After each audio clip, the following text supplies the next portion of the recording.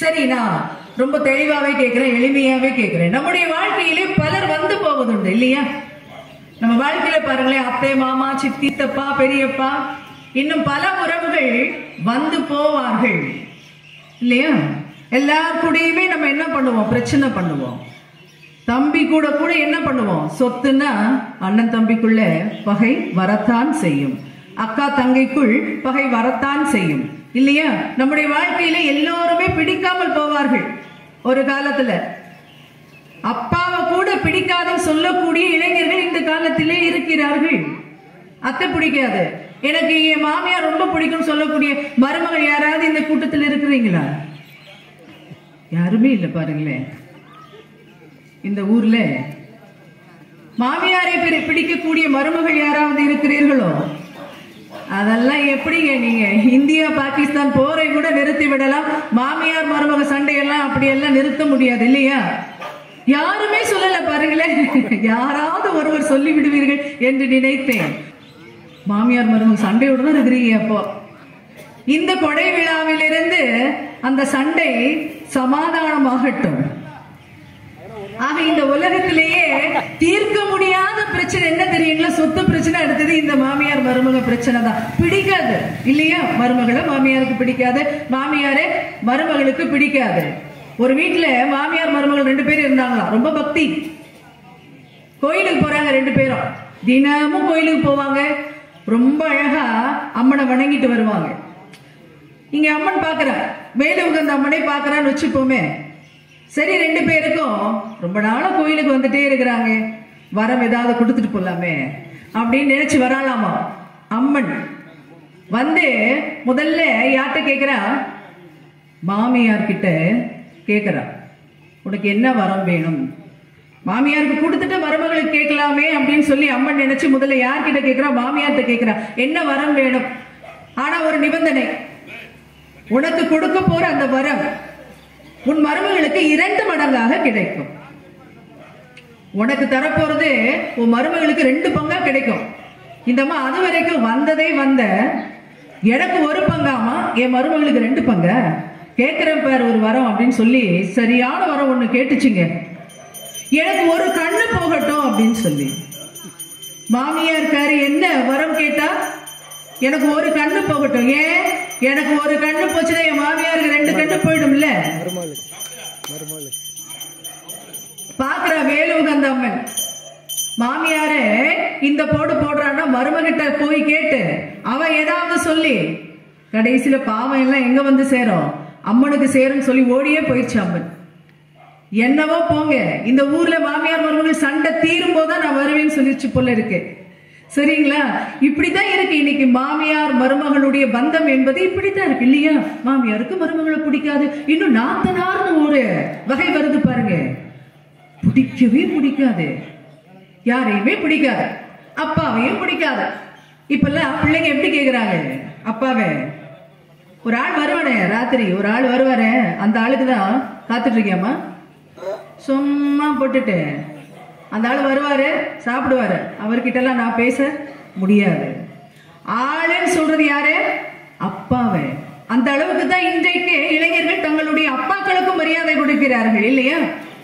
பிடிக்காது அப்படின்னு அப்பாவையும் சொல்லுவோம், தம்பியை சொல்லுவோம், தங்கையை சொல்லுவோம், எல்லாரையும் சொல்லுவோம். இப்ப நான் ஒரு கேள்வி கேட்கிறேன், மீண்டும் ஒரு கேள்வி. எத்தனை பேருக்கு என் தாய் பிடிக்காது? எத்தனை பேருக்கு, உங்களில் எத்தனை பேருக்கு உங்களுடைய தாய் பிடிக்காது என்று சொல்லுங்கள். எனக்கு எங்க அம்மாவை பிடிக்கவே செய்யாது. இங்க பாருங்க, அம்மாவை யாருக்காவது அம்மாவை பிடிக்காம இருக்குமாங்க இந்த உலகத்துல? பிடிக்காது, பிடிக்காது. அப்படி பிடிக்காது என்று சொல்லுபவர்கள் உலகத்தில் இருந்தார்கள் என்றால் அந்த தாய்க்கான இலக்கணத்தில் இல்லை என்று அர்த்தம் என்று சொல்லுகிறான் கவிஞர் கண்ணதாசன். தாய் என்ற இலக்கணத்தை அவள் இழந்து விடுகிறாள் என்று சொல்லுகிறான். ஆகவே இந்த உலகத்திலேயே எல்லாருக்கும் பிடித்தது யார் என்று கேட்டால் தாய் என்ற படைப்பு தான். அதனால் தான் தமிழிலே எழுதி வைத்தார்கள், தாயை போல ஒரு தெய்வம் இல்லை. தெய்வம் ஒவ்வொரு வீட்டிலும் இருக்க முடியாது என்ற காரணத்தினால் தான் ஒவ்வொரு வீட்டிற்கும் யாரை கொடுத்திருக்கிறான் என்றால் தாயை கொடுத்திருக்கிறார். தன்னுடைய குழந்தை எப்படிப்பட்ட குழந்தையாக இருந்தாலும் நல்ல குழந்தையோ கெட்ட குழந்தையோ அந்த குழந்தை நன்றாக இருக்க வேண்டும் என்று நினைப்பது யார் என்று கேட்டால் தாய் மட்டும்தான். தன்னுடைய குழந்தைக்கு ஏதாவது ஒரு ஆபத்து என்றால் முதலில் துடிக்கக்கூடிய இதயம் எது என்று கேட்டால் தாயின் இதயம் மட்டும்தான் துடிக்கும், இல்லையா? ஆனா இன்றைக்கு எத்தனை பேர் நம்முடைய தாயை கவனித்துக் கொள்ளுகின்றோம்? சமீபத்தில் ஒரு கவிதை படிச்சாங்க. வீட்டின் பெயர் அன்பின் இல்லம், அன்னை இருப்பதோ முதியோர் இல்லம். வீட்டுக்கு பேர் என்னவா? எங்க பெரிய வீட்டை கட்டி அன்பு இல்லம்னு வச்சுட்டு அம்மாவை கொண்டு முதியோர் இல்லத்துல வைக்கிறது என்னங்க அர்த்தம் இருக்குது? இல்ல, அப்படித்தானே நம்ம இன்னைக்கு செஞ்சுட்டு இருக்கிறோம். தாய் தாய்னு பேசுறோமே தவிர தாயை எத்தனை பேர் கவனிக்கிறோம்? முதுமை காலத்துல ரொம்ப பரிதாபகரமான நிலையில் தான் இன்றைய தாய்மார்கள் இருக்கிறார்கள், இல்லையா? ஆனாலும் தாயை விட மிகச் சிறந்த ஒரு படைப்பு இந்த உலகத்தில் இல்லவே இல்லை. அன்னையை போல் ஒரு தெய்வம் இந்த உலகத்தில் இல்லை. ஒரு ஜென்மத்திற்கு வரக்கூடிய இந்த தாய்க்கு இவ்வளவு கருணை பாருங்களேன். இன்னும் ஒரு எடுத்துக்காட்டு சொல்றேன் பாருங்க, தாய் என்பவள் எப்படிப்பட்டவள் என்று. நீங்க ஒரு சாலையில போயிட்டு இருக்கிறீங்க ஒரு நாள் தனியாக. அப்போ உங்களை ஒரு நாய் விரட்டுகிறது என்று வைத்துக் கொள்ளலாம். உங்களுக்கு நாயினாலே பிடிக்காது, பார்த்தாலே பயம். நாயை பார்த்த உடனே என்ன செய்றீங்க? ஓடி போறீங்க. ஓடி போய் ஒரு இடத்துல ஒளிந்து கொள்கிறீர்கள். அவ்வளவுதான், அந்த நாய் போயிருச்சு. அடுத்த நாள் உங்களுடைய மகனுடனோ இல்லை மகளுடனோ செல்கிறீர்கள். அதே சாலையில் பாருங்க, அன்னைக்கு விதி உங்களை விடல, நாய் துரத்துது. ஆனா உங்களை இல்ல, உங்க பையனையோ பொண்ணையோ துரத்துதுங்க. நீங்க என்ன பண்ணுவீங்க? ஓடி ஒளிஞ்சுப்பீங்களா? அதே நாய் தான், அதே சாலை தான். ஆனால் இன்று உங்களுடன் இருப்பவர்கள் உங்களுடைய மகனோ மகளோ, அவர்களைத்தான் அந்த நாய் துரத்துகிறது என்றால் என்ன செய்வீர்கள்? விட்டுட்டு போயிடுவீங்களா? எப்படியும் போ அப்படின்னு சொல்லிட்டு என்ன செய்வீங்க? எங்கேயாவது கல் இருக்குதான்னு பாப்பீங்க முதல், இல்லையா? அந்த நாயை விரட்டுவதற்கு எங்கேயுமே கல் இல்லைன்னு வச்சுக்கோங்களேன். இந்த 10 விரல் போதாத அந்த நாயை கொல்வதற்கு? இந்த 10 விரல் போதாதாங்க? என்ன செய்வீங்க? அன்னைக்கு நாய்க்கு நீங்க பயப்படவே மாட்டீங்க. எங்கிருந்தோ ஒரு துணிச்சல் வரும் பாருங்களேன். எதற்காக? உங்களுடைய குழந்தையை காப்பாற்றுவதற்காக. முந்தைய நாள் அந்த துணிச்சல் உங்களிடத்திலே இல்லை. ஆனால் இன்று அந்த துணிச்சல் வருகிறது என்று எப்படி என்று கேட்டால், அந்த குழந்தையை காப்பாற்றுவதற்காக உங்கள் குழந்தை மேல் கொண்ட அன்பின் காரணமாகத்தான் அந்த துணிச்சல் உங்களிடத்திலிருந்து வருகிறது, இல்லையா? ஆகவே ஒரு தாய்க்குத்தான் அந்த துணிச்சல் என்பது வரும், அன்பு என்பது வரும். ஆக இந்த ஒரு ஜென்மாவிற்கு எங்கேயாவது கேள்விப்பட்டிருக்கிறீங்களா ஒரு கெட்ட தாய் என்று யாரையாவது நாம் சொல்லுவோமா? கெட்ட குழந்தைகள் இருக்கலாம், ஆனால் தாய் என்பவள் எப்பொழுதுமே அன்பானவள், பரிவானவள், கருணையானவள், இரக்கமானவள். ஒரு ஜென்மத்திற்கு வரக்கூடிய ஒரு தாய்க்கே தன்னுடைய குழந்தை மீது இத்துணை கருணை இருக்கின்ற பட்சத்திலே இந்த அண்ட சராசரங்களை எல்லாம் படைத்து காக்கின்ற அன்னை மீனாட்சிக்கு, அன்னை பராசக்திக்கு தன்னுடைய குழந்தைகள் மேல் எவ்வளவு அன்பு இருக்க வேண்டும், இல்லையா? அதனால்தான் தாயை விட மிகச் சிறந்த கருணை வாய்ந்தவள் அன்னை பராசக்தி என்று நாம் கூறுகின்றோம். இந்த உலகத்திலே மிகச்சிறந்த கருணை படைத்தவள் யார் என்று கேட்டால் அன்னை பராசக்தி தான். மார்க்கண்டேயன் கதையெல்லாம் உங்களுக்கு தெரிஞ்சிருக்கும், இல்லையா? 16 வயதிலே மரணம் என்பது அந்த குழந்தைக்கும் தெரியும், அந்த குழந்தையை ஈன்ற அந்த தந்தைக்கும் தெரியும், தாய்க்கும் தெரியும். 16 வயசு வருது, குழந்தைக்கு பயமாயிருச்சு.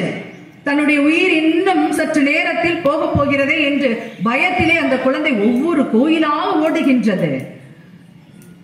எதற்காக? தன்னுடைய உயிரை காப்பாற்றிக் கொள்ளுவதற்காக. இறுதியிலே தான் தோண்டீஸ்வரர் என்னும் அந்த ஆலயத்திலே என்ன செய்த அந்த குழந்தை? பயத்துல எவன் விரட்டிட்டே வராங்க. இந்த உலகத்திலே சரியான நேரத்திற்கு வரக்கூடிய ஒரே ஆள் யாரு? ஒரே ஆள் யாரு? நம்ம எல்லாம் சரியான நேரத்துக்கு எங்கேயாவது போவோமா? இந்த உலகத்துல நம்ம ஊர்ல என்னைக்காவது பேருந்து சரியான நேரத்திற்கு வந்திருக்கிறதா? ரயில் சரியான நேரத்திற்கு வந்திருக்கிறதா? இந்த உலகத்திலேயே சரியான நேரத்திற்கு வரக்கூடிய ஒரே ஆள் யார் என்று கேட்டால் யம தர்மராஜன் தான். அந்த நேரத்துல நீங்க அவனெல்லாம் கெஞ்ச முடியாது. இன்னொரு 10 நிமிஷம் என்னுடைய மனைவி இடத்திலே நான் பேசிக்கொண்டு வருகிறேன், சொத்தெல்லாம் சொல்லவே இல்லை, எங்க வச்சிருக்கிறேன். இன்னும் கொஞ்ச நேரம் என்னுடைய மகனுடனோ உறவாடி விட்டு வருகிறேன், நீங்க கெஞ்ச முடியாது. அவ்வளவுதான். இத்தனை வருஷம் கொடுத்தோம்ல, 60 வருஷம் கொடுத்தோம்ல, இத்தனை வருஷம் மனைவியின் அருமை தெரியாத உனக்கு இன்னும் ஒரு 5 நிமிஷத்துல நீ எப்படி அவளை தெரிஞ்சுக்க போற? 50 வருஷம் கொடுத்தோம்ல நாங்க. அது வரைக்கும் உன்னுடைய மனைவியின் அருமை உனக்கு புரியவில்லையா? உன்னுடைய குழந்தைகளின் அருமை உனக்கு புரியவில்லையா? உன்னுடைய நேரத்தின் அருமை உனக்கு புரியவில்லையா? வந்து நின்னா அவ்வளவுதான், முடிச்சு என் கூட வரணும் அப்படின்னு சொல்றது யாரு? யமதர்மராஜன். ஆக இந்த குழந்தை ஓடி போய் எங்க நிக்குது பாருங்க.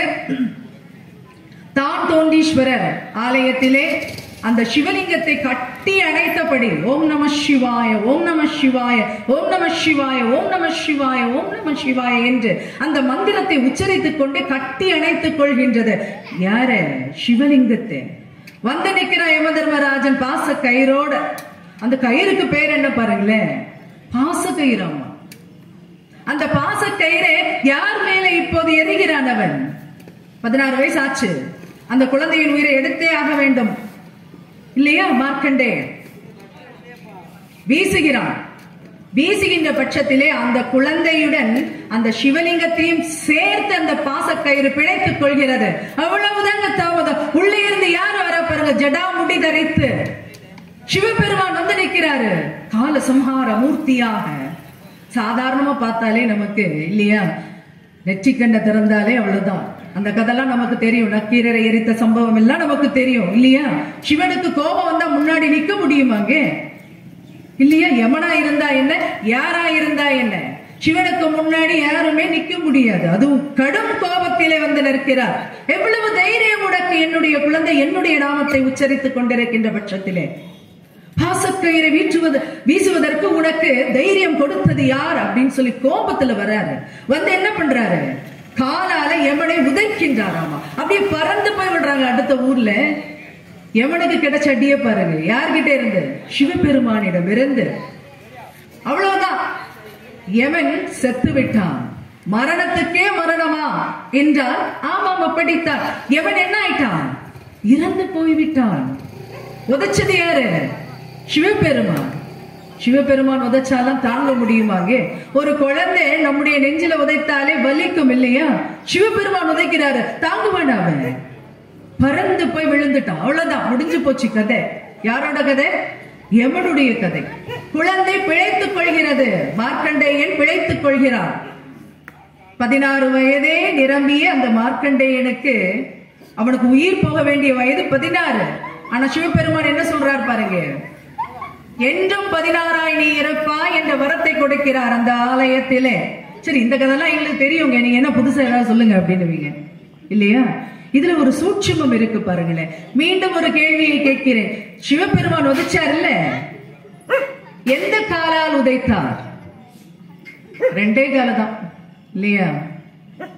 எந்த காலால் உதைத்தார்? பாத்தீங்களா, பெரிய IAS கேள்வி. சிவபெருமான் உதைச்சாரு மார்க்கண்டேயனை, எந்த காலால் உதைத்தார்? யாராவது ஒருத்தங்க வலது கால் சொன்னா, இன்னொருத்தங்க நான் இல்லைன்னு சொன்னா இடது கால்னு சொல்ல போறீங்க.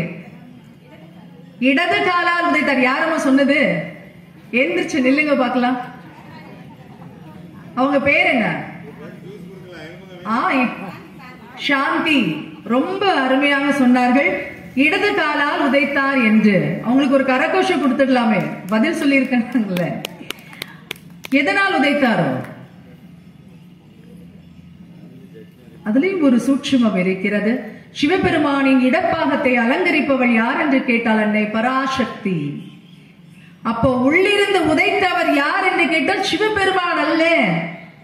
யாரு? அன்னை பராசக்தி தான் யமனை உதைத்திருக்கிறாள். எவ்வளவு தைரியம் இருந்தால் என்னுடைய நாதனை நாமத்தை உச்சரித்துக் கொண்டிருக்கின்ற பட்சத்திலே உன்னுடைய பாசக்கயிறை நீ வீசுவாய்.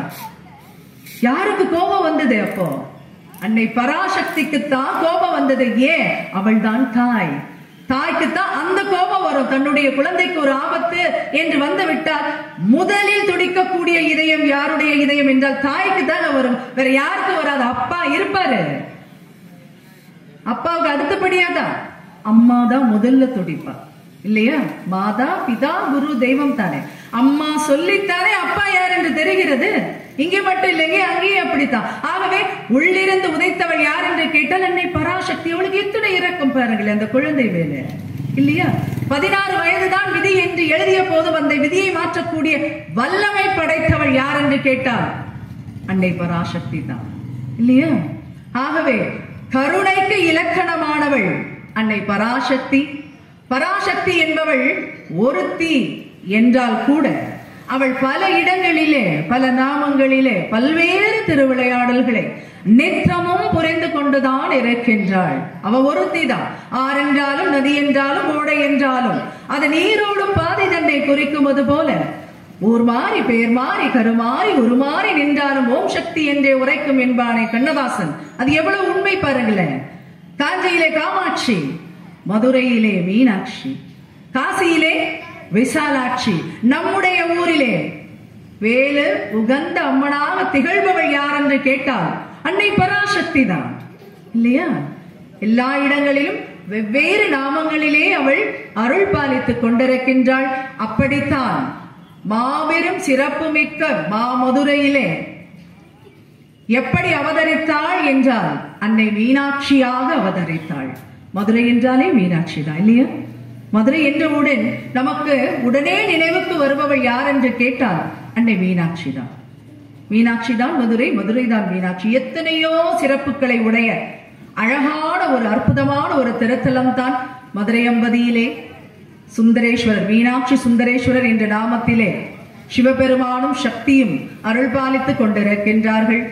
எத்தனை அற்புதங்கள் நிறைந்த ஊர் அந்த மதுரை. மதுரை என்றாலே இனிமை என்று பொருளா? மதுரைக்கு என்ன பொருள்?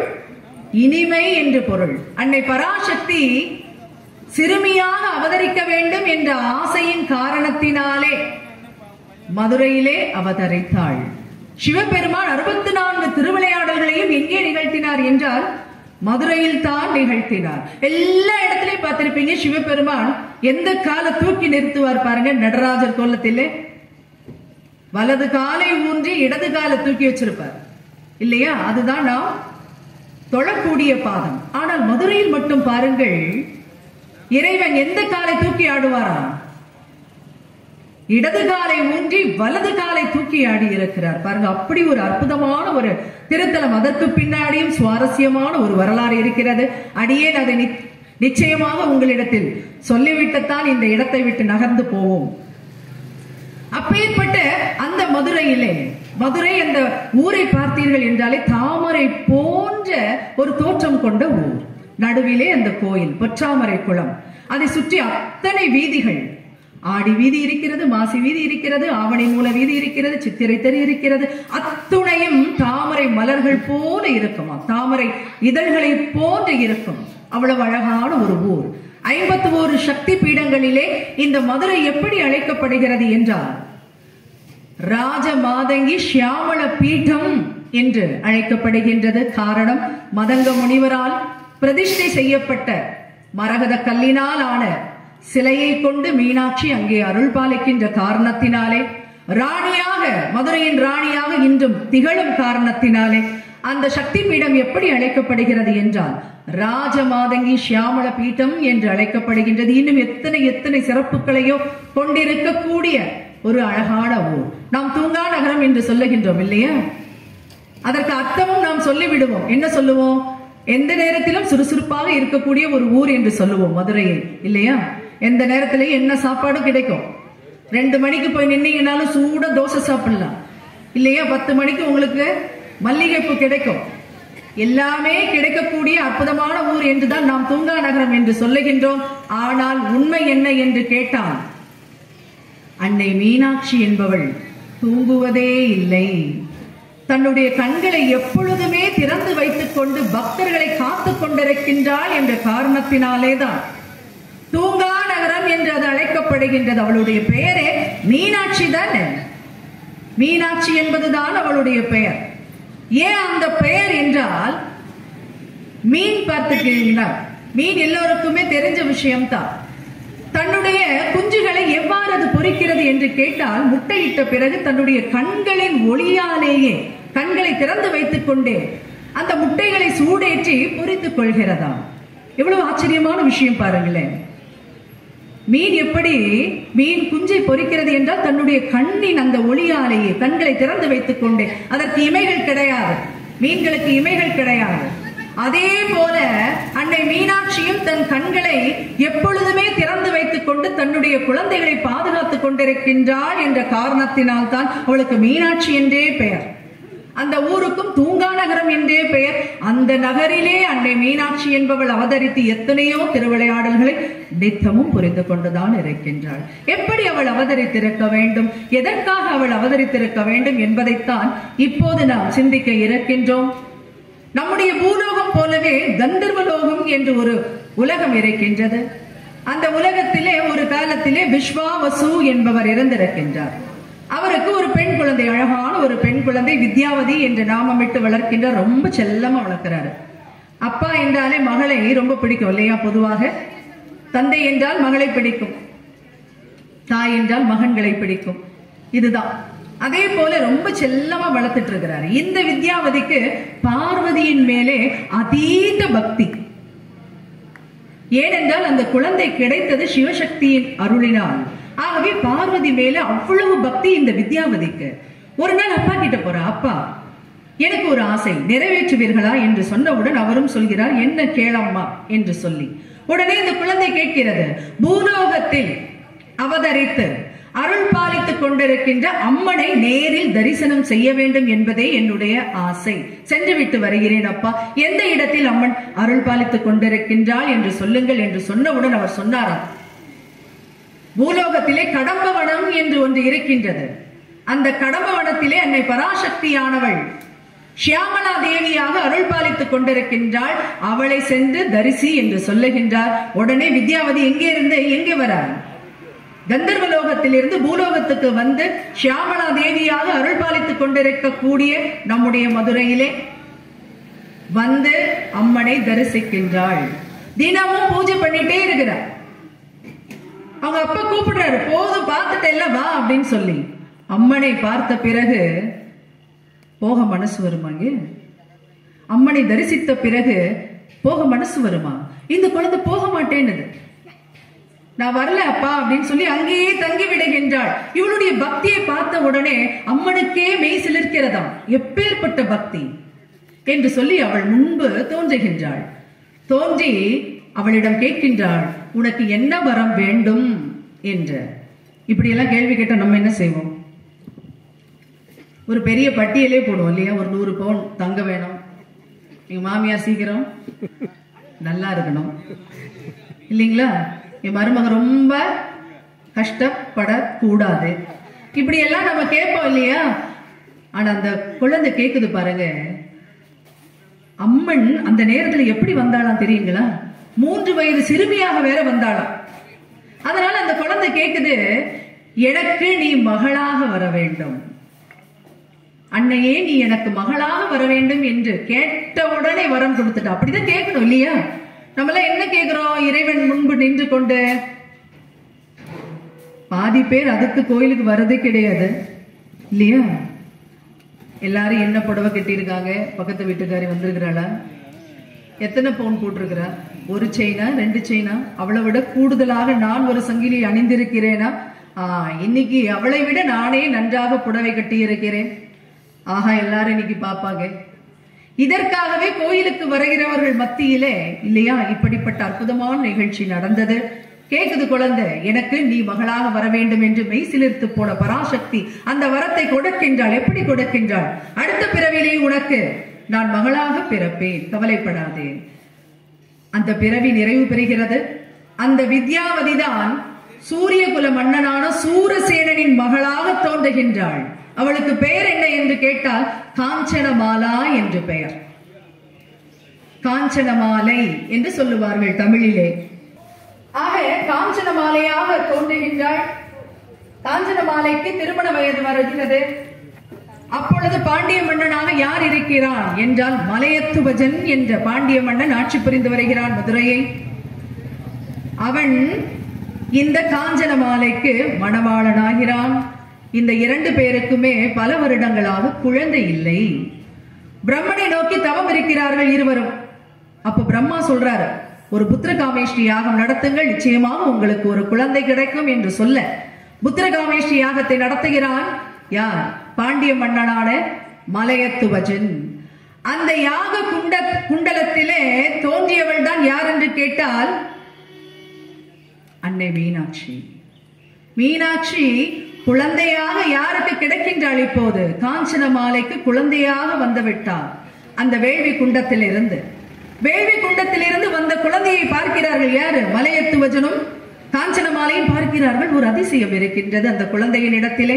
எல்லோருக்கும் பெண் குழந்தையாக இருந்தால் 2 மார்பகங்கள் இருக்கும். ஆனால் இந்த குழந்தைக்கு 3ஆவதாக ஒரு தனம் இருக்கிறது.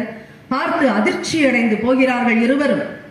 3 மார்பகங்கள் இருக்கிறதே என்று வருத்தமுற்ற சமயத்திலே வானத்திலிருந்து ஒரு அசரீரி கேட்கிறது, பயப்பட வேண்டாம் மன்னவனே, இந்த குழந்தை வளர்ந்து வருகின்ற பட்சத்திலே, பருவம் எய்துகின்ற பட்சத்திலே, தன்னுடைய மணவாளனை நேரில் சந்திக்கின்ற பட்சத்திலே இந்த தனம் தானாக மறையும், அதுவரை பொறுத்திருங்கள், இந்த குழந்தையை ஆண் போல வளர்த்துவா என்று அந்த அசரீரி சொல்ல, மலையத்துவஜனும் எப்படி வளர்க்கிறான் தன்னுடைய குழந்தையை? ஆண் குழந்தை இல்லை, அதனால பெண் குழந்தை மீனாட்சி என்று அந்த குழந்தைக்கு பெயரிட்டு செல்லமாக வளர்த்து வருகிறார்கள். ஆண் குழந்தைக்கு சரிசமமாக இந்த குழந்தையை வளர்த்து வருகிறார்கள். ஆயக்கலைகள் 64 கற்றுத் தேர்கின்றாள் இந்த மீனாட்சி என்பவள். அவளுக்கு பட்டாபிஷேகம் செய்து வைக்கிறார்கள். பட்டாபிஷேகம் முடிந்தவுடன் இந்த அன்னை மீனாட்சி என்பவள் என்ன செய்கின்றாள் என்று பாருங்கள். மதுரையின் எல்லையை விரிவுபடுத்த வேண்டும் என்ற ஆசை அவளுக்குள்ளே எழுகிறது. ஒரு ராணியோ ராஜாவோ உடனே என்ன தோணுங்க? அவங்களுக்கு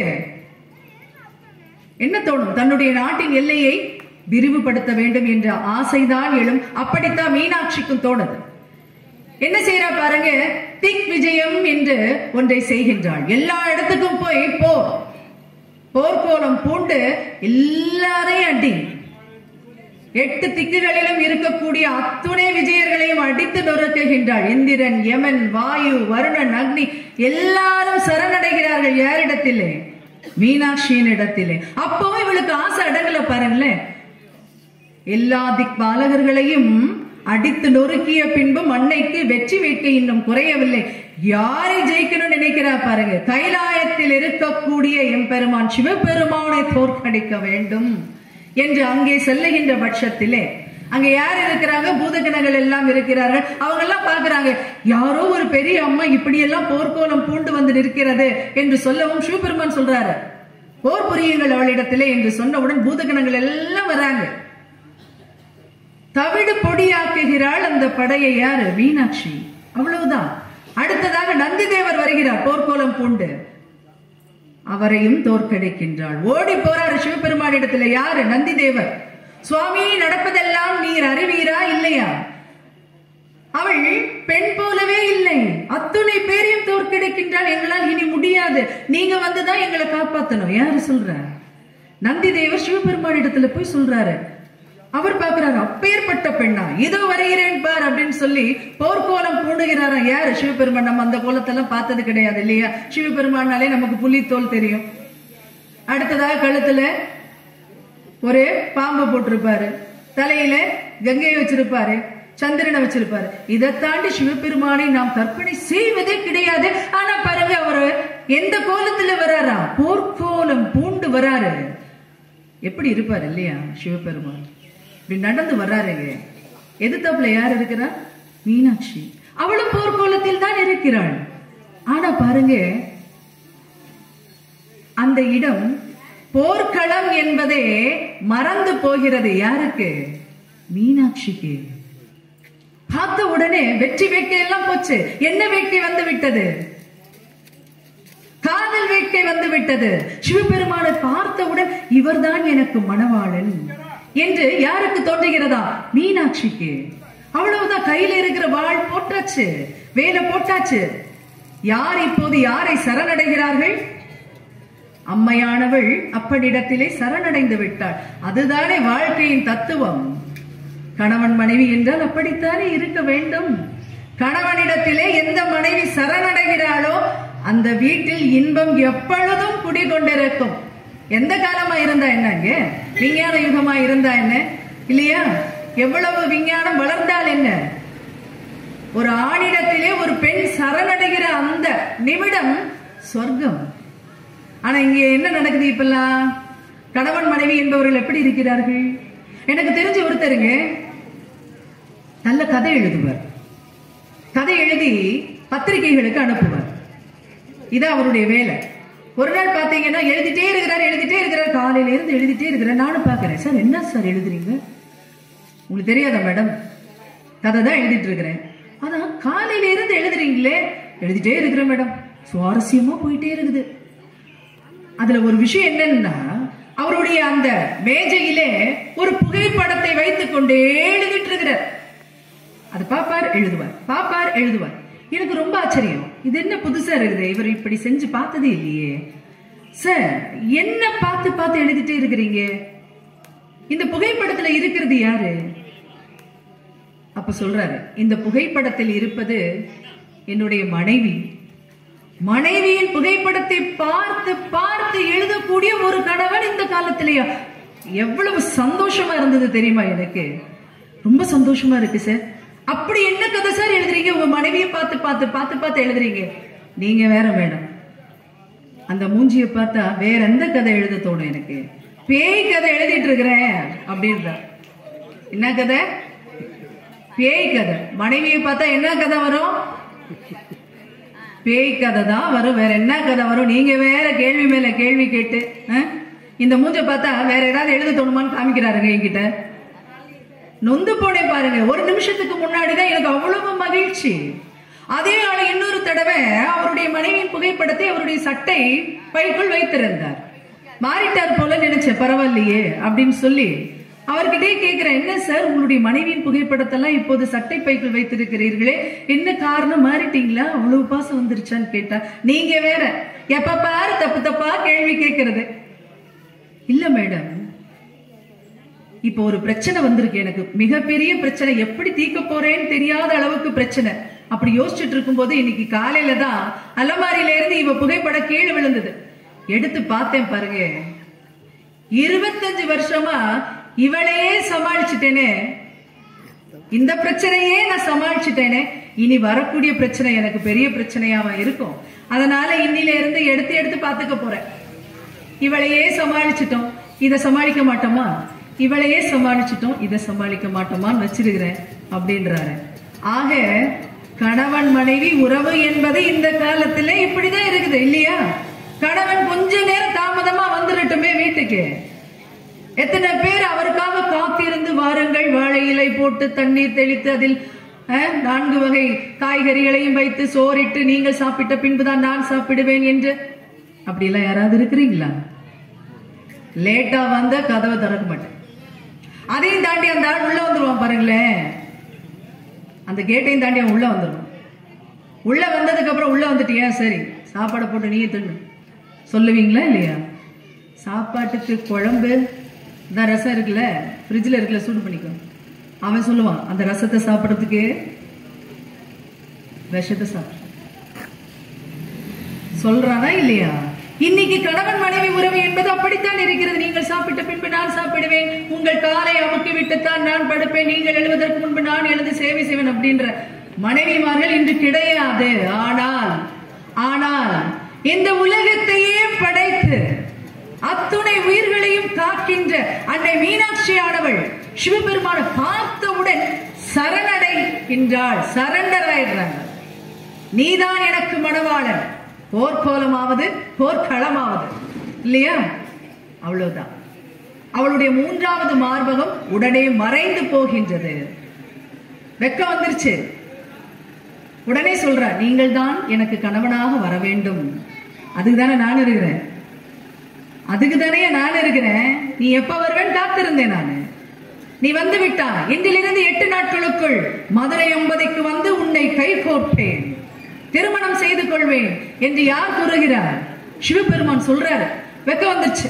சரி நான் போறேன்னு சொல்லிட்டு யார் வந்தாச்சு? இங்க அன்னை மீனாட்சி ஆனவள் எங்கே வருகிறாள்? வெள்ளியம்பதிக்கு வருகிறாள். வெள்ளியம்பதி அந்த திருத்தலத்திற்கு பேர் என்ன? வெள்ளியம்பதி. சிவபெருமானுக்கு 5 சபைகள் உண்டு, பஞ்ச சபைகள் என்று.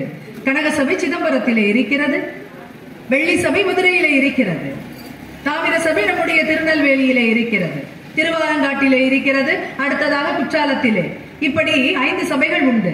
வெள்ளியம்பதியாக அங்கே இருக்கிறார். சொல்லுகின்றார், மதுரைக்கு நான் வருகிறேன், மதுரை மாநகருக்கு உன்னை வந்து திருமணம் செய்து கொள்வேன் மீனாட்சி என்று சொன்னவுடன் அன்னையானவள் திரும்பி வருகிறாள். ராணி அவள்.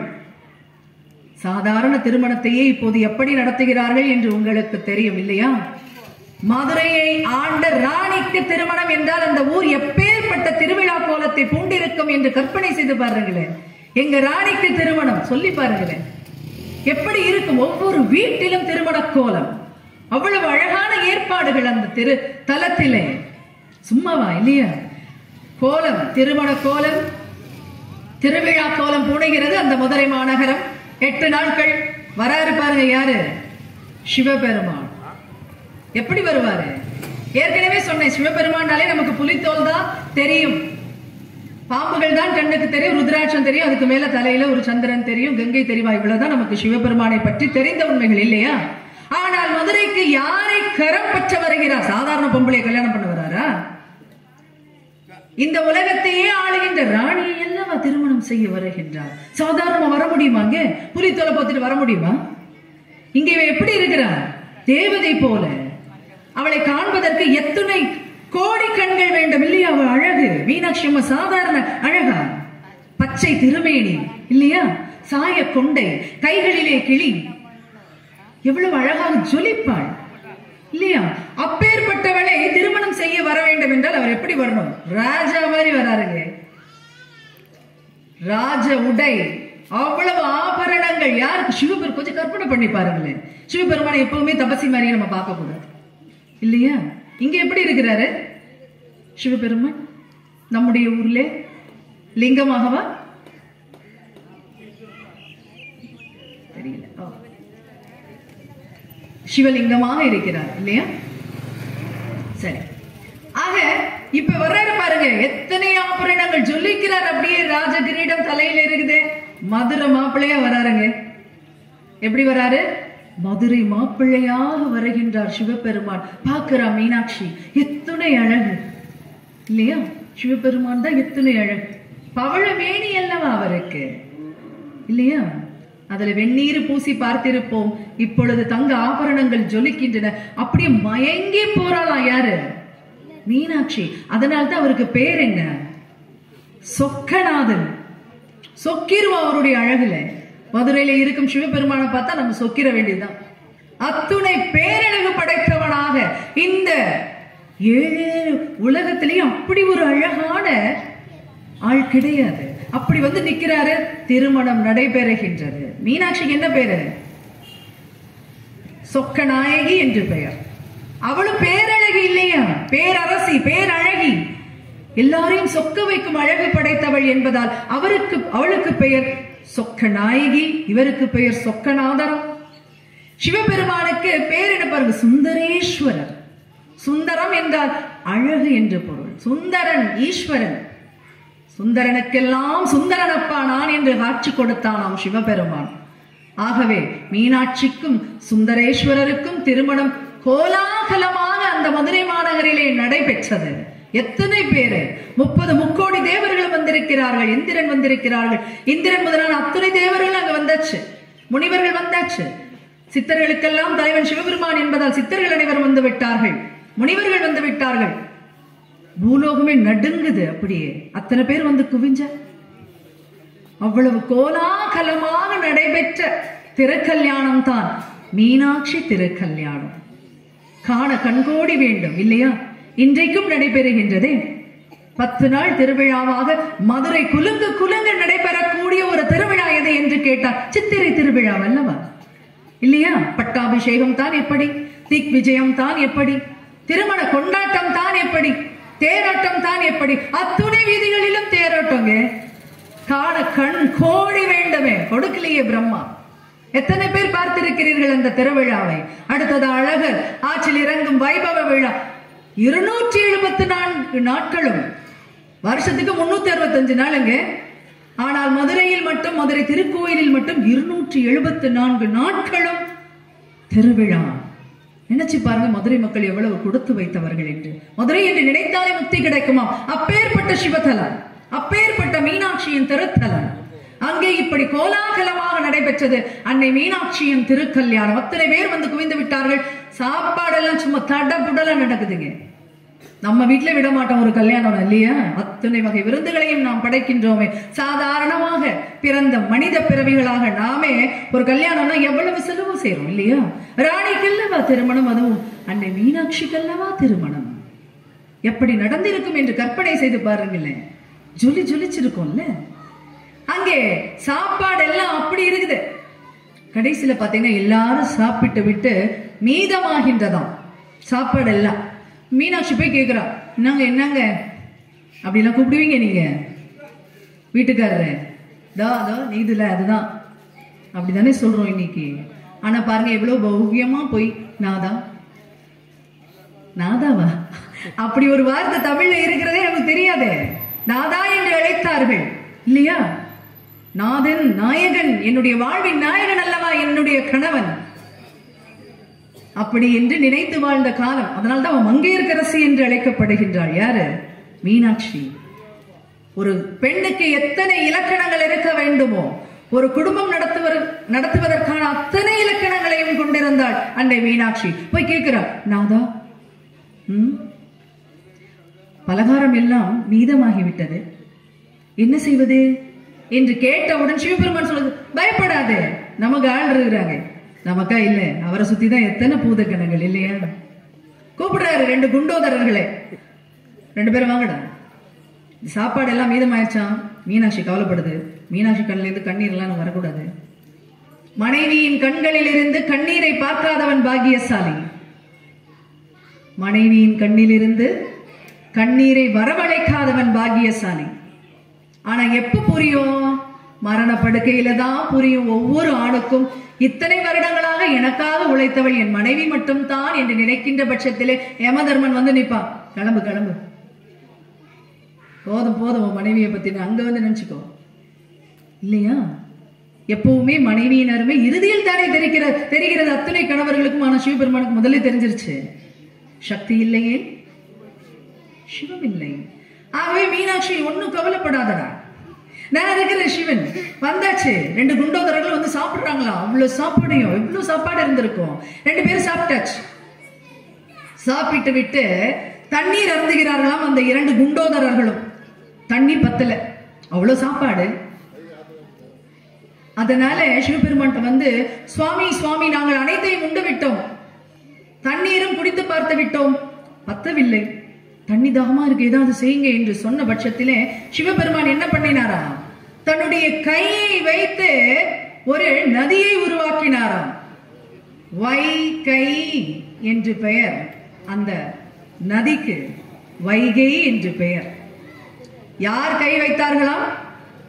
சிவபெருமான் கை வைத்து உருவாக்கிய நதி என்ற காரணத்தினாலே அந்த நதிக்கு என்ன பெயர்? வைகை என்று பெயர்.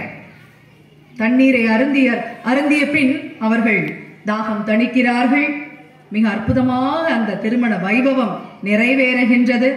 அந்த இடத்திலே 2 முனிவர்கள் இருக்கிறார்கள், வியாக்கியபாதர், பதஞ்சலி என்ற 2 முனிவர்கள். அவர்களுக்கு பழக்கம் என்ன அப்படின்னு கேட்டா, சிவபெருமானின் ஆனந்த தாண்டவத்தை பார்த்து விட்டு தான் சாப்பிடுவாங்களாம். ஆகவே அங்கே சிவபெருமான் என்ன செய்தாராம் என்றால், ஆனந்த தாண்டவத்தை ஆடினாராம். அதை பார்த்துவிட்டு அவர்களும் பசியை போக்கிக் கொண்டார்களாம் என்று கூறுகிறது மதுரை வரலாறு. மீனாட்சியின் திருக்கல்யாணம் இப்படித்தான் மிக அழகாக நிறைவேறியது. எல்லோரும் சந்தோஷமாக இருந்தார்கள், இப்பொழுதும் இருக்கிறார்கள் இல்லையா? மதுரைக்காரர்கள் எவ்வளவு பாக்கியசாலிகள். முடிந்தால் நாமும் அந்த திருமண வைபவத்தில் இனிவரும் காலத்தில் பங்கேற்க வேண்டும் என்று கூறிக்கொள்வதிலே மிகுந்த மகிழ்ச்சி அடைகின்றோம். நிச்சயமாக பார்க்க வேண்டிய திருவிழா மதுரை திருவிழா, மீனாட்சி திருக்கல்யாணம் என்பது. ஆக இப்படி மீனாட்சி திருக்கல்யாணம் நிறைவேறியது. இங்கே ஆனந்த தாண்டவம் என்று நான் ஒன்று கூறினேன் இல்லையா? ஆனந்த தாண்டவம் ஆடியவர் அப்படியே எப்படி வலது காலை நம்முடைய அருளுக்காக தூக்கி நிறுத்தினார், இடது காலை ஊன்றினார் என்பதற்கான ஒரு அழகான வரலாறு இருக்கின்றது. நிறைய திருவிளையாடல்கள் தான் மதுரையில நடந்தது. ஆனா கால் மாறி ஆடிய படலம் என்று வரலாறு சில உண்மைகளை சொல்லுகின்ற பட்சத்திலே மெய் சிலிர்த்துத்தான் போகின்றது. இப்படியும் கடவுள் இருப்பாரா என்று. அந்த காலத்திலே ராஜசேகர பாண்டியன் என்று ஒரு மன்னன் இருந்தானா மதுரையிலே. மதுரைனாலே பாண்டிய மன்னர்கள் இல்லையா, சங்கம் வைத்து தமிழ் வளர்த்த மண்ணல்லவா மதுரை மாநகரம். பாண்டிய மன்னர்களுக்கே உரித்த மதுரை அல்லவா இல்லையா. ஆக ராஜசேகர பாண்டியன் என்று ஒரு மன்னன் இருந்திருக்கிறான். தீவிர சிவபக்தன், மதுரையில இருந்த சிவபக்தனா இருந்தே ஆகணும். ஆகவே சிவபக்தன். ஆய கலைகள் மொத்தம் எத்தனை? 64. ஆய கலைகள் 64 ஏய உணர்விக்கும் எண்ணமை தூய உருப்பலிங்கு போல்வாள் என் உள்ளத்தினுள்ளே இருப்பல் இங்கு வாராது இடர் என்று கம்பன் பாடினானே சரஸ்வதி தேவியை நினைத்து. ஆக ஆய கலைகள் எத்தனை என்பது 64 என்பது எல்லோருக்கும் தெரிஞ்ச விஷயம்தான். இந்த ராஜசேகர பாண்டியனுக்கு 63 கலைகளும் தெரியுமா? எத்தனை கலைகள் தெரியும்? நமக்கு எத்தனை கலைகள் தெரியும்? சமைக்கிற கலையே தெரியாது, அப்புறம் எங்க அடுத்த கலைக்கு போறது இல்லையா இல்லையா. ஆனா இந்த மன்னனுக்கு பாருங்க, ராஜா அவனுக்கு 63 கலைகள் தெரியுமா? 64வது கலையாக இருக்கக்கூடிய நடனக்கலையை மட்டும் அவன் கத்துக்க விரும்பல. நடனக்கலை மட்டும் அவனுக்கு தெரியாதாம். தெரியாது என்பதை விட அவன் தெரிந்து கொள்ள முயற்சி செய்யவில்லை. காரணம், எம்பெருமான் சிவபெருமான் ஆடுகின்ற நடனத்தை நான் அற்ப மானுடனான நான் கற்பதா? அது அவருக்கே உரிய நடனம் அல்லவா, அவர் தான் ஆடணும், நான் ஆடலாமா அந்த நடனத்தை என்றபடி அவன் கற்கவே இல்லை. மொத்த 63 கலையோட நின்று போனான். இது யாருக்கு தெரிய வருகிறது என்றால், கல்லணையை கட்டினான் பாருங்கள், யாரு? கரிகால சோழனுக்கு தெரிய வருகிறது. பாண்டிய மன்னனுக்கு நடனம் ஆட தெரியாது. ஆகவே ஒரு புலவனை அனுப்புகிறான். சும்மா இருக்க மாட்டாங்க இல்லையா, நல்லவங்களை வாழ விடுறதே இல்லை இந்த உலகம். அவன் பாட்டுக்கு 63 கலைகள் தெரிஞ்ச இவனுக்கு என்ன? ஆனா அதை சொல்லி காட்ட வேண்டும் என்பதற்காகவே அவனுடைய அவையில் இருந்த ஒரு புலவனை அங்கே அனுப்புகிறான். எங்கே? பாண்டிய மன்னனின் சபைக்கு. இப்ப அந்த புலவன் வருகிறான். வந்து இந்த ராஜசேகர பாண்டியன் சொல்றான், மன்னா உங்களுக்கு எல்லா கலையும் தெரியுமா, ஆனா நடனக்கலை மட்டும் தெரியாதாமே, எங்களுடைய மன்னர் உங்களை கேலி செய்கிறார், உண்மையா? உடனே சொல்றான், இவனுக்கு புரிஞ்சு போச்சு, வந்தவன் நம்மள என்ன செய்ய வந்திருக்கான், கேலி செய்யதான் வந்திருக்கிறான் என்ற பின்னும் மண்ணுக்கே உரிய பாசத்தினால், மதுரை மண்ணுக்குன்னே ஒரு பாசம் உண்டு. மதுரைக்காரங்க அப்படின்னாலே பாசக்காரங்க இல்லையா. திருநெல்வேலிக்காரங்க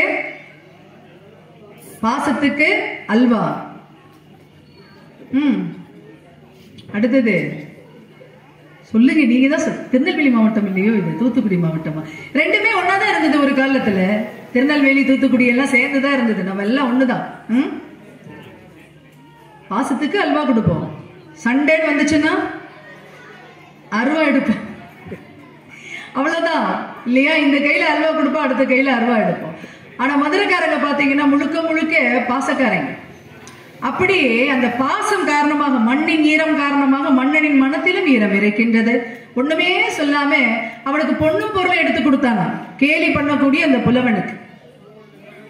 சரி, நீ பாட்டு சொல்லிட்டு போய், எனக்கு என்ன, என் இறைவன் ஆடுகின்றான், ஆகவே அந்த நடனத்தை நான் ஆட விரும்பவில்லை என்று மனத்தில் நினைத்துக் கொண்டு அதை அவன்கிட்ட சொல்லல. சொல்லாமலேயே பொண்ணும் பொருளும் எடுத்து கொடுக்கிறாங்க. வாங்கிட்டு அந்த போலாம் இல்ல, நம்ம ஆட்கள்லாம் சும்மா இருப்பாங்களா? இதே வேலைதான் இல்ல. அந்த புலவரம் என்ன பண்றாரு பாருங்க, பொண்ணு பொருளும் கிடைச்சிருச்சே போயிடலான்னு நினைக்கல, இன்னும் ஏதாவது சொல்லணும். உனக்கு அவமானமாக தெரியவில்லையா மன்னா? அடுத்த வார்த்தை, தூண்டுகின்ற வார்த்தை. உடனே சொல்றான் அவன், எனக்கு அவமானமாக தெரியவில்லை, ஏனெனில் என்னுடைய இறைவனான சிவபெருமான் ஆடுகின்ற நடனம் என்ற காரணத்தினாலே நான் அதை கற்க முயலவில்லை என்று சொன்னவுடன் புலவனுக்கு ஒரு மாதிரி ஆயிப்போச்சு. இப்படியும் ஒரு பக்தியா என்று சொல்லி மன்னன் கிட்ட மன்னிப்பு கேட்கிறான். நான் தெரியாம சொல்லிட்டேன், நீ இவ்வளவு பெரிய மன்னனா, ஆனா என்னுடைய மன்னன் உன்னை அங்கிருந்து கொண்டு கேலி செய்கிறான், உனக்கு நடனம் ஆட தெரியாது என்று. ஏனெனில் கரிகால சோழனுக்கு 64 கலைகளும் தெரியுமா? கல்லணை மட்டும் கட்டலங்க, அவன் நடனம் ஆடி இருக்கிறான். ஆக இப்ப இந்த புலவனுக்கு ரொம்ப கஷ்டமா போச்சு. இருந்தாலும் சொல்லிட்டு போறான், மன்னா நீ இந்த 64வது கலையான நடனத்தையும் கற்றுக்கொள்ளேன், என்னுடைய மன்னன் உன்னை இனி கேலி செய்யாது இருப்பான் அல்லவோ என்று சொன்னவுடன் மன்னனுக்கு அப்படியே இருக்குது, என்ன செய்யலாம் என்று. புலவன் போயாச்சு, இரவு தூக்கம் வரல ராஜசேகர பாண்டியனுக்கு. என்ன செய்யலாம் என்று சொல்லி அடுத்த நாள் காலையிலே அமைச்சர்களிடத்தில் கேட்கின்ற பொழுது, மன்னா, நம்முடைய இறைவன் ஆடுகின்றான் என்ற காரணத்திற்காக நீங்கள் ஆடாமல் இருப்பது நல்லதல்ல. கரிகால சோழன் இத்தனை தூரம் சென்று விட்டான், ஆகவே நீங்கள் நிச்சயமாக இந்த கலையை கற்றுக்கொள்ள வேண்டும் என்று சொன்னவுடன் நடனத்தை கற்க ஆரம்பிக்கிறானாம். யாரு? ராஜசேகர பாண்டியன். 64வது கல்லையாக முதல் நாள் ஆசிரியரை வச்சு ஒரு குருவை வச்சாச்சு. தட்சிணை எல்லாம் கொடுத்து நடனம் ஆடுகின்றான். யாரு? மதுரையை ஆண்ட ராஜசேகர பாண்டியன். ஆடுறான். சில தாளங்கள் எல்லாம் சொல்லி கொடுக்கிறாரு. ஆடிவிட்டு அரண்மனைக்கு வந்து சேர்கின்றான். இரவு நேரத்திலே படுத்து கிடக்கின்றான். கால் அப்படி வலிக்குது அவனுக்கு, தொடையெல்லாம் அவ்வளவு வலி. யோசிக்கிறான், ஒரே ஒரு நாள் தான் இந்த நடனத்தை நான் ஆடி இருக்கிறேன், எவ்வளவு வலிக்குது எனக்கு. இந்த சிவபெருமான் மதுரையில் இருக்கிறானே, என் பெருமான் ஈசன் யுகம் யுகத்துக்கும் ஆடிக்கொண்டிருக்கின்றானே, அவனுக்கு கால் வலிக்காதா? இது வல்லவோ பக்தி. கடவுளுக்கு கால் வலிக்குமாங்க? கடவுளுக்கு எங்கேயாவது கால் வலிக்குமா? கை வலிக்குமா? வாய் வலிக்குமா? எதுதான் வலிக்கும்? பக்தி என்பது அப்படித்தானே இருக்க வேண்டும். என் இறைவனுக்கு கால் வலிக்கும்னு நினைக்கக்கூடிய பக்தன் இந்த உலகத்துல யாராவது இருக்க முடியுமா? என்னைக்காவது நம்ம வேலு உகந்த அம்மன், அம்மா நீ சாப்பிட்டியம்மா அப்படின்னு கேட்டிருக்கோமா? அவதானே எனக்கு சாப்பாடு போடணும்னு விதண்டாவாதம் பேசுவோம் இல்லையா? என்னைக்காவது அம்மன் முன்னாடி போய், அம்மா நீ என்னம்மா இப்படி கவலையா இருக்க அப்படின்னு கேட்டிருக்கீங்களா? எனக்கே 1008 கவலை. பராசக்திட்ட போய் நின்று கேட்டிருக்கீங்களா, அம்மா நீ சாப்பிட்டியா? பைத்தியோன்னு வாங்களே, நான் என்ன பண்றதுன்னு நினைப்பீங்க. கண்மூடித்தனமான பக்தி தானே பக்தி. கடவுள் செய்யணும்னு நினைக்கிறேன், நீங்க ஏன் அவங்க கிட்ட பேசக்கூடாது? கடவுள் செய்வாள் என்ற, பராசக்தி செய்வாள் என்ற நம்பிக்கை எங்கிருந்து வருகிறது? அந்த சிலைக்குள் உயிர் இருக்கிறது என்ற காரணத்தினால் தானே இதெல்லாம் கேட்கிறோம். ஏன் சாப்பிட்டாச்சான்னு கேட்கறதுல என்ன பெரிய தப்பு இருக்குது? யார் தாங்க போய் கேட்கறது அம்மன்ட்ட சாப்பிட்டியான்னு? இல்லையா? கேட்கறது கிடையாது. ஆனா பக்தியை பாருங்களேன், இவனுக்கு எப்படி இருந்ததுன்னு. எனக்கு இப்படி கால் வலிக்குதுன்னா எத்தனையோ கோடி ஆண்டுகளாக ஆடிக்கொண்டிருக்கின்ற என்னுடைய நடராஜனுக்கு எப்படி கால் வலிக்கும்? நாளை காலையிலே நான் கோயிலுக்கு போய் கேட்க போறேன். யார்கிட்ட? எம்பெருமான் ஈசனிடம் சென்று கேட்க போகிறேன். அடுத்த நாளை கோயிலுக்கு ஓடுறான். காலையிலேயே நல்லா குளிச்சுட்டு பட்டையெல்லாம் போட்டுட்டு திருநீர் எல்லாம். இன்னைக்கெல்லாம் கோயிலுக்கு போறவங்க பாதி பேர் குளிக்கிறதே கிடையாது இல்லையா? ஆனா ராஜாவாக இருக்கக்கூடிய அவன் காலையிலேயே எழுந்திருந்து எல்லா அனுஷ்டானங்களையும் முடித்துக் கொண்டு திருநீர் எல்லாம் அணிந்து கொண்டு. எத்தனை பேர் திருநீர் அணிறீங்க ஊர்ல? திருநீர் என்பது எத்தனை பேரின் நெற்றியில் இருக்கிறது? இங்கே திருநீர் இல்லாத நெற்றிப்பாள் என்று சொல்லி வைத்தாலே அவ்வை பாட்டி, எத்தனை பேர் பின்பற்றுகிறோம்? வாரியார் பாத்தீங்கன்னா ஒரு தடவை சொற்பொழிவாற்ற போறார். அங்கே போகும்போது ரயில்ல போறாராமா சொற்பொழிவாற்றுவதற்காக. வாரியார் எப்படி இருப்பாருன்னு உங்க எல்லாருக்குமே தெரியும். கிருபானந்த வாரியார் சுவாமிகள் இல்லையா? தலையில இருந்து வயிறு வரைக்கும் என்ன பூசி இருப்பாருன்னா திருநீரைத்தான் பூசி இருப்பார். அப்படி அவர் போகும்போது ரயில்ல அவர் பக்கத்துல ஒரு இளைஞன் இருக்கிறான். அவன் பார்க்கலாம், இந்த ஆள் ஏன் இப்படி உட்கார்ந்துருக்கிறாரு அப்படின்னு சொல்லி. இப்ப உள்ள பசங்கள்லாம் நிறைய கேள்விகள் கேட்பார்கள் இல்லையா? கேள்வி கேட்கணும். கேள்வி கேட்டா தானே பிள்ளை. அமைதியா இருந்தாதான் பயம். கேள்வி கேட்கிறான் பாருங்க. யார்கிட்ட? வாரியார் சுவாமிகள் கிட்ட. சாமி ஏன் இப்படி வெள்ளை அடிச்சுட்டு உட்கார்ந்துருக்கிறேன்? யார்கிட்ட? வாரியார் சுவாமிகள் கிட்ட ஒரு இளைஞன் கேட்கிறானாமா, ஏன் வெள்ளை அடிச்சுட்டு உட்கார்ந்துருக்கிற அப்படின்னு சொல்லி. இதே கேள்வியை நம்மிடம் யாராவது கேட்டால் நாம் என்ன சொல்வோம் பதில்? ஏன் நெத்தி, ஏன் உடம்பு, ஏன் கை, ஏன் காலு, நான் அடிப்பேன் அடிக்க மாட்டேன் போடா சொல்லுவோமா இல்லையா? அதுதாங்க நமக்கும் வாரியாருக்கும் உள்ள வித்தியாசம். பெரிய ஞானி பாருங்க எப்படி பதில் சொல்றாரு. இந்த பதிலில் இருந்து நாம் நிறைய கற்றுக்கொள்ள வேண்டும். கேட்கிறாரு, அப்பா குடியிருக்கும் வீட்டிற்கு வெள்ளை அடிப்பார்களா, குட்டிச்சுவருக்கு வெள்ளை அடிப்பார்களா? அந்த பையன் சொல்றான், இது தெரியாம நீ எப்படி சாமியாரான?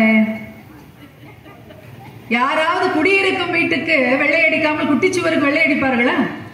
குட்டிச்சுவருக்கு எங்கேயாவது வெள்ளை அடிப்பாங்களா? குடியிருக்கக்கூடிய வீட்டுக்கு தானே வெள்ளை அடிப்பாங்க. இது தெரியாம நீ ஏன்ட்ட கேக்குற? நான் உன்னோட பெரிய சாமியார் ஆயிரலாம் போல இருக்குது.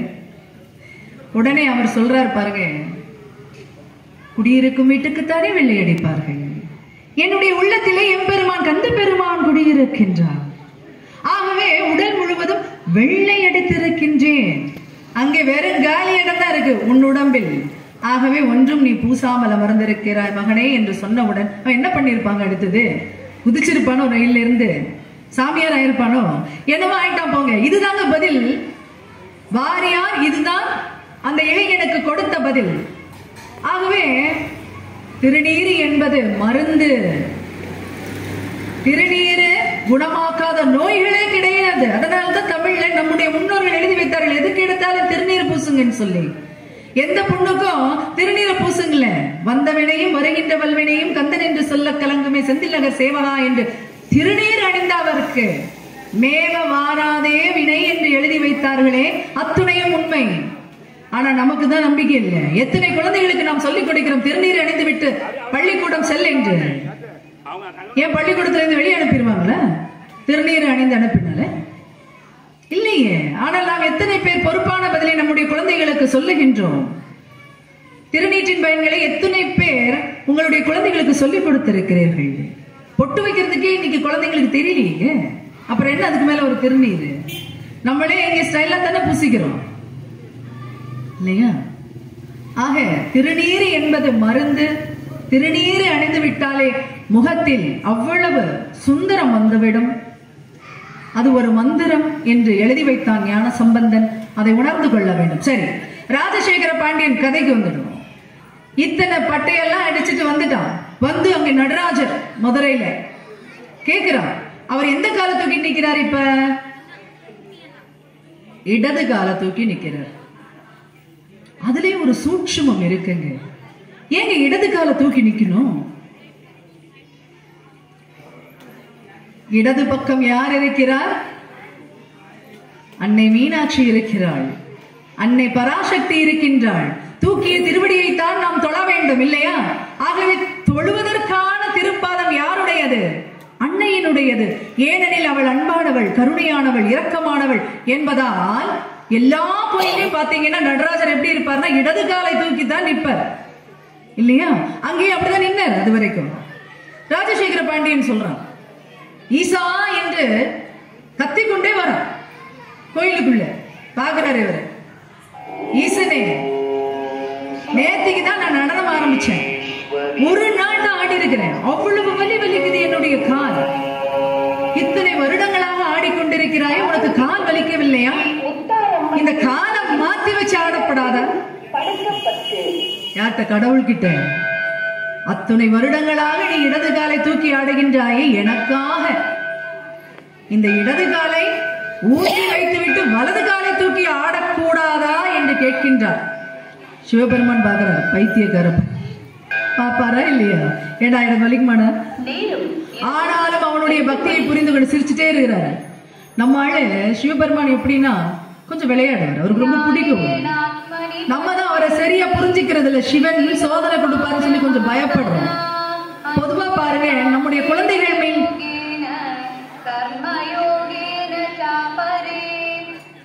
அதிக அன்பு இருந்தா ஒரு மிட்டாய் வாங்கினா கூட நம்ம உடனடியாக கொடுக்க மாட்டோம். பாருங்களேன், கொஞ்சம் விளையாடி கொடுப்போம் இல்லையா?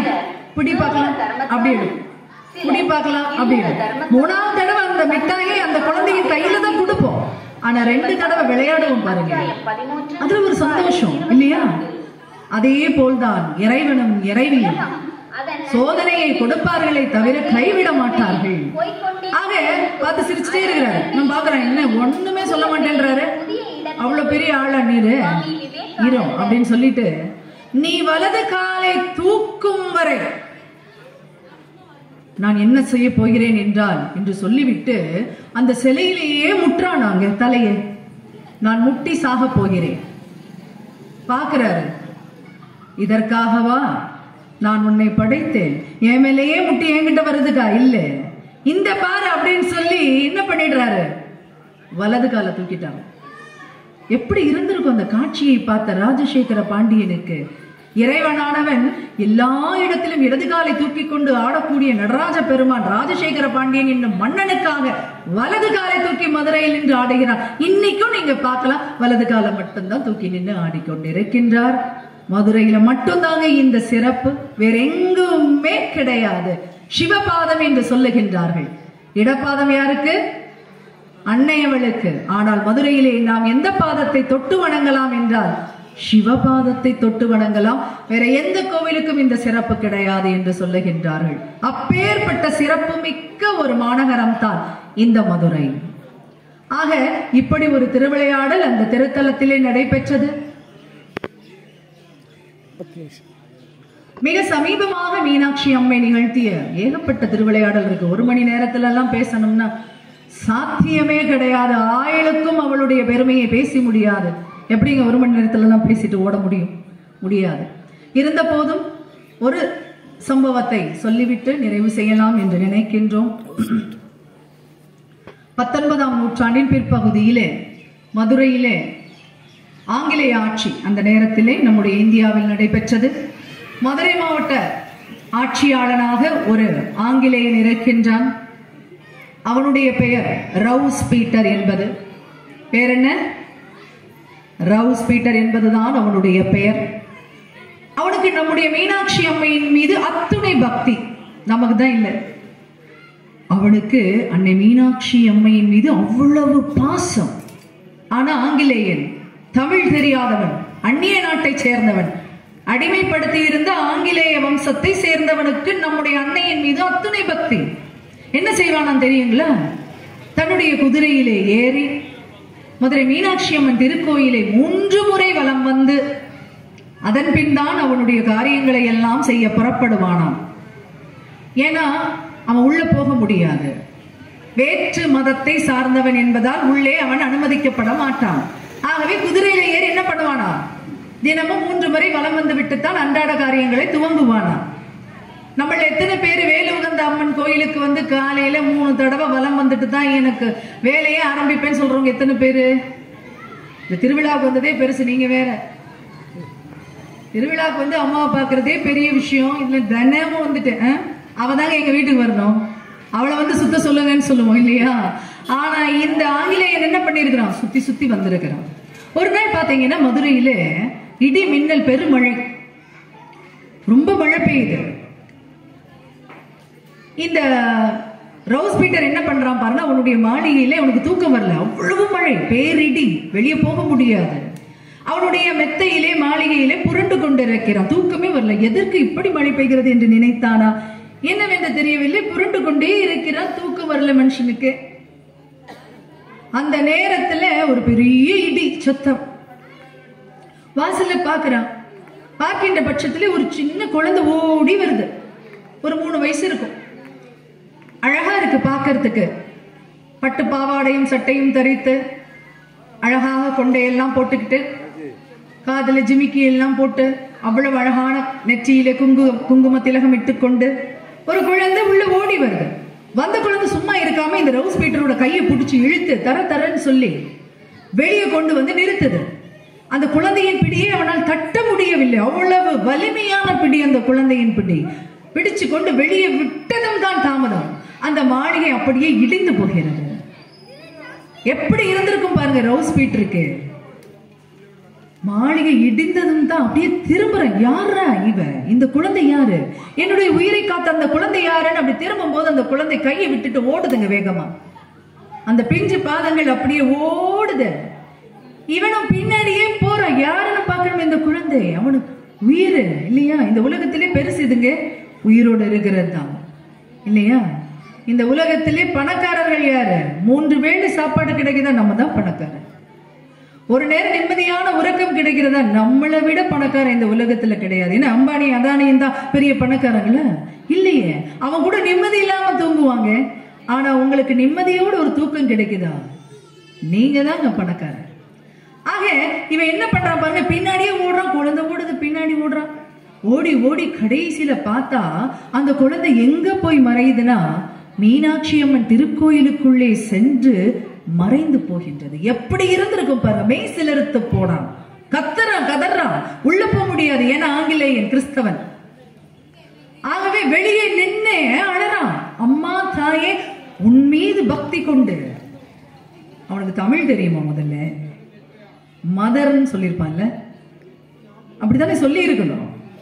அம்மா தாயே உன்னை 3 முறை தினமும் வலம் வந்து, தினமும் 3 முறை உன்னை வலம் வந்த காரணத்திற்காகவோ என்னுடைய உயிரை காப்பாற்றினாய்.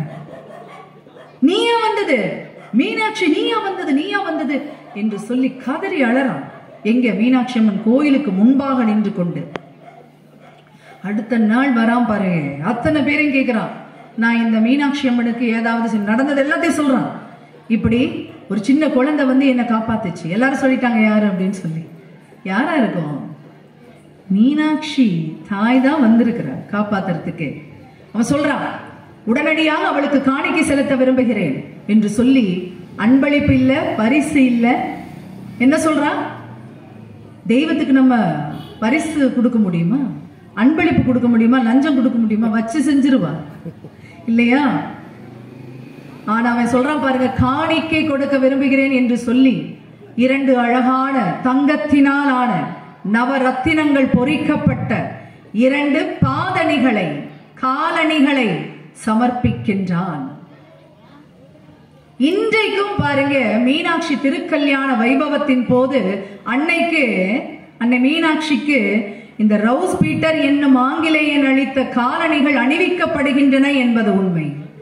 இன்னைக்கும் 10 திருவிழா இருக்குல்ல, 10 நாள் திருவிழால ஒரு நாள் அன்னைக்கு யாருடைய காலணிகள் அணிவிக்கப்படுகின்றன? ஆங்கிலேய கலெக்டராக இருந்தவன், அவன் அளித்த அந்த காணிக்கை இன்றும் அன்னைக்கு அணிவிக்கப்படுகின்றதா? கொடுத்தாச்சு. கொடுத்ததுக்கு அப்புறமா இவன் அவனுடைய நாட்டுக்கு போகவே இல்லைங்க. தினமும் வந்து தரிசனம் பண்றது, இப்படியே செஞ்சு செஞ்சு செஞ்சு அவனுடைய உயிர் அந்த கோயிலுக்கு முன்பாகவே பிரிந்து போனதான். உயிரை எங்கே விட்டுட்டான்? மீனாட்சி அம்மன் திருக்கோயிலின் முன்பே அவனுக்கு உயிரும் போய்விட்டது. அவனுடைய கல்லறை இன்றும் மீனாட்சி அம்மன் கோயிலுக்கு எதிர்ப்புறம் இருக்கின்ற ஒரு கல்லறையிலே இருக்கின்றது அவனுடைய உடல். இறந்த பின்பும் என்னுடைய நாட்டிற்கு என்னுடைய உடலை எடுத்து சென்று விடாதீர்கள், ஏனெனில் அன்னை மீனாட்சியிடம் தான் நான் இருப்பேன் என்று சொன்னானாம். யாரு? இங்க பிறக்கல, இங்கே உள்ளவன் கிடையாது, அந்நிய நாட்டவன், அந்நிய மதத்தவன் இல்லையா? இதுலயும் ஒரு விஷயம் நீங்க தெரிஞ்சுக்கணும். எத்தனையோ காணிக்கைகள் இருக்கும் போது ஏன் அவன் பாதணிகளை அணிவிக்க வேண்டும்? யோசிச்சு பாருங்களேன். யோசிச்சானா? அந்த இரவு நேரத்திலே அந்த பிஞ்சு பாதங்கள் ஓடி வந்த போது கல் குத்தி இருக்குமோ, முள்ளு குத்தி இருக்குமோ? இனி என்னை பார்க்க வருகின்ற பட்சத்திலே அன்னை இதை அணிந்து கொண்டு வந்தால் அவளுக்கு கல் குத்தாதல்லவா, முள் குத்தாதல்லவா? ஏனென்றால் நான் ஷூ போட்டிருக்கிறேன். பிரிட்டிஷ்காரன் அவன் ஷூ போட்டிருப்பான், ஆனா அவ கால்ல பாதணி இல்லையாமா. அதனால அடுத்த முறை வரும்போது இதை போட்டுட்டு வருவா இல்ல. இப்படியும் ஒரு பக்தி செய்ய முடியுமா? என்ன அம்மனுக்கு கால் வலிக்குமா? முள்ளு தைக்குமா? அன்னை மீனாட்சியின் கால்களிலே கல் தைக்குமா, முள் தைக்குமா? பக்தி எப்படி இருக்க வேண்டும் என்பதற்கான மிகப்பெரிய சான்றுகள் தான் இவை இல்லையா? அதை கூட இதை கூட எல்லாம் கேட்க வேண்டிய அவசியம் இல்லை. யார்கிட்ட? அம்பாளிடம் நாம் எதையுமே கேட்க வேண்டியதில்லை, ஏனெனில் நாம் அனைவரும் அவளுடைய குழந்தைகள் இல்லையா? ஒரு தாய்க்கு, ஒரு குழந்தைக்கு என்ன வேண்டும் என்பது தாய்க்கு தெரியும் இல்லையா? அவள் பால் நினைந்தூட்டும் தாயினும் சால உள்ளவள் யார்? அன்னை பராசக்தி, அன்னை மீனாட்சி. ஆகவே அவளிடம் இது வேண்டும் அது வேண்டும் என்றெல்லாம் கேட்க வேண்டிய அவசியமே இல்லை. அவ பார்த்தாளாங்க, இந்த நாட்டுல பிறந்தவன் பார்த்தாளா அவனை தாயே என்று கூப்பிட்டவுடன் வந்து விட்டாள் இல்லையா? நம்மளும் என்ன செய்யணும்? அவளுடைய கருணைக்கு எல்லை என்பதே கிடையாது. நம்ம தான் ஜாதியை பிரிச்சு வச்சிருக்கிறோம், மதத்தை பிரிச்சு வச்சிருக்கிறோம், அவன் இவெல்லாம் சொல்றோம் இல்லையா? பணக்காரன் ஏழை என்றெல்லாம் நாம் தான் பிரித்து வைத்திருக்கிறோமே தவிர அன்னை மீனாட்சியின் கருணைக்கு எதிரே எந்த எல்லையுமே கிடையாது. எல்லா இடத்திலும் மழை பொழிகிற மாதிரி அவளுடைய கருணை மழை எல்லா இடத்திலும் பொழிகின்றது. நாம் தான் தப்பு தப்பா நினைச்சிட்டு இருக்கிறோம். நம்ம நினைக்க வேண்டியது ஒரே ஒரு விஷயம்தான், நமக்கு அவள் தாய், அவளுக்கு அனைத்தும் தெரியும், அவள் அறியாமல் எதுவும் இங்கு நடப்பதில்லை. நமக்கு என்ன வேண்டும் என்பதை அவள் நமக்கு முன்பாகவே அறிபவள். ஆகவே அது வேண்டும், இது வேண்டும், இப்படி இருக்க வேண்டும், அப்படி இருக்க வேண்டும் என்றெல்லாம் நாம் அவளிடம் கேட்க வேண்டிய அவசியம் இல்லை. தகுந்த காலம் அறிந்து தகுந்த நேரத்திலே அவள் அத்துணையும் நமக்கு தருவாள். நீங்க நினைக்கலாம், ஒரே கஷ்டம் தான் எனக்கு, ஒரு சின்ன எறும்புக்கு கூட நான் துரோகம் பண்ண மாட்டேன். ஆனா என் வாழ்க்கையில எவ்வளவோ சோதனைகள் நம்ம பண்ணி வச்சிருக்கிறதெல்லாம் நமக்கு தெரியாது. நம்ம நினைச்சுக்கலாம் நம்ம ரொம்ப நல்லவங்க அப்படின்னு சொல்லி. இறைவனுக்கு மட்டும்தான் தெரியும் இல்லையா நாம் எப்படிப்பட்டவர்கள் என்று. வினைக்கு பலனை நாம் அனுபவித்தே தீர வேண்டும். 1000 தப்பு பண்ணி வச்சுட்டு கோயிலுக்கு முன்னாடி நின்று 10 ரூபாயை கொடுத்துட்டு அவளை ஏமாத்த முடியுமாங்க? 10 பவுனுக்கு உனக்கு கல் மாலை போடுற, அன்னதானம் போடுற